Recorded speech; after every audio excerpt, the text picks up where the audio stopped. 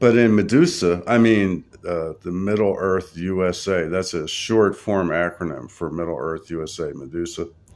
So in USA, North America, in the West, where the sun goes down, it's 6.19. So when you take the date 19, it bases to 9, so it's 69.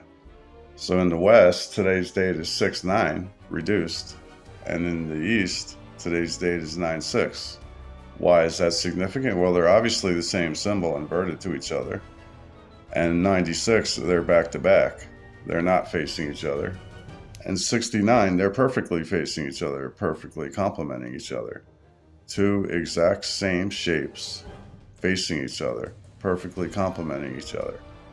So when you merge the 6-9, it makes the 8 the most sacred number in the universe. And we've gone so far astray from our origin that we now live in the energetic action of the city, the shhh. So we're going to talk about the city life and the energetic quality of it and how it affects our forgetfulness, which of course leads to our ignorance. The shittie centers, the cities, have become the central hubs, the fulcrum, and the pivot point for most of the developed materialistic and vain societies we live in today, thus displacing and replacing any value considerations toward the natural axis of the universe and the human anatomy and story. We are lost in narcissism, isolation, messianic complexes, and a herd mentality of dependency on systems and governments. This next section is called Money Supports All Evil. Might supports money, which is tokenism. So as they said at the top of the Tibetan mountains, what you focus on is what you will become, because our reality is created by what we put attention to.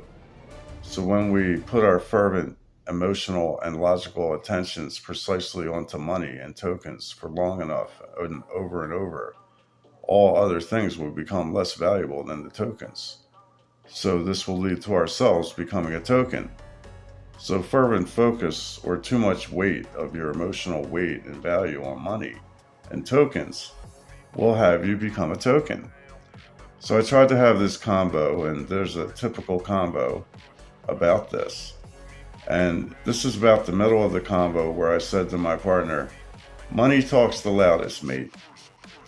And their response, money? What do you mean? Because money displaces all obvious truths with claims. They said, my neighbor making money being a pilot displaces all obvious truths. We were having an earlier combo about altimeters and how pilots don't turn the nose of the plane down because they're driving over flat surfaces. But anyway, he wanted to know if his neighbor that's a pilot making money is replacing all obvious truths, which has nothing to do with what I said and is an ad hominem attack. And he's simply changing the narrative and making it about me instead of the message. But I answered him kindly. So he asked, my neighbor making money as a pilot replaces all obvious truths? So my answer was, noise displaces quiet, peace, and the upper brain functions. And their response to that was, and your evidence for this is what? Your feelings? So the reason for these ad hominem character assassination attacks is because of the attack on money.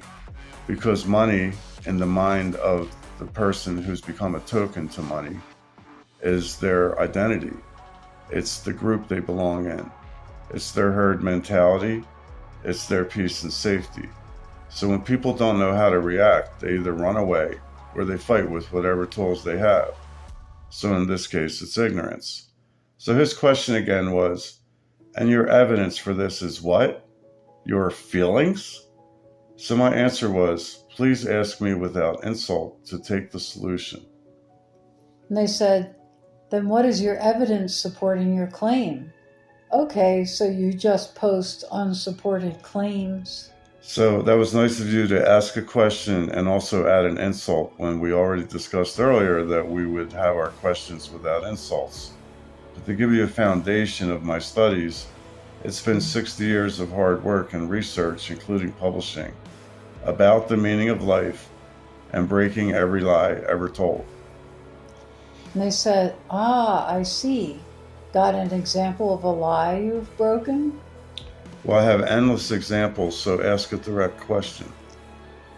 "Give me an example of one lie, please." So this here statement, give an example of one lie, please, is an example itself in the way that it's sequenced and phrased. He's directing me or ordering me to give him an example, and then adding a smile and some whipped cream to it by adding the word please. So he still refuses to ask. Instead, he prefers to hit me with a stick and demand it. But I answered him kindly anyway. His response again was, give an example of one lie, please. My answer was, woman and man and child are equals in power and value. And secondly, the earth is the center of the universe.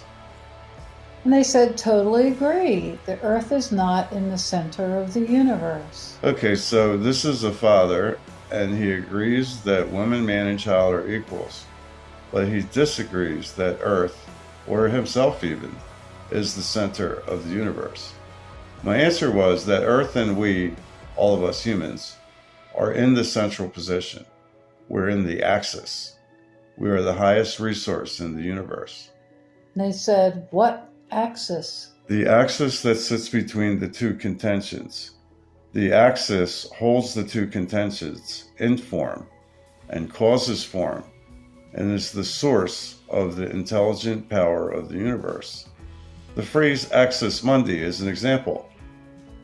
And the response to that was, "Still does not explain what the axis is." I thought we were discussing what the axis is, so give it a minute. So an axis is a pivot point, a fulcrum, a spindle, a still point. It's perfection because it's the absolute center. And the response was, "Axis Mundi is a Latin expression meaning world axis. It is a central concept in comparative religious studies, mythology, and philosophy, referring to the symbolic or physical center connecting heaven, earth, and the underworld." So this is what you mean by axis? I wonder sometimes why your last name is Mud, but yeah, that was a nice cut and paste, and that is the standard explanation, and I do agree with it, except for the part where you put world first and axis second. And they responded, "So which one do you hold to be the symbolic or physical axis?" Which one, you say? So you would rather stay in the queue instead of getting the cue or the point. At least this is what I'm feeling. But I did answer you and will again. Your question was, which one do you hold to? The symbolic explanation or the physical explanation of the axis? My answer was, the axis is the source, and the mundi is the world, or the execution, the action from the source. And they said, "Axis is an imaginary line about which a body rotates. Mundi is the world, the universe, or mankind.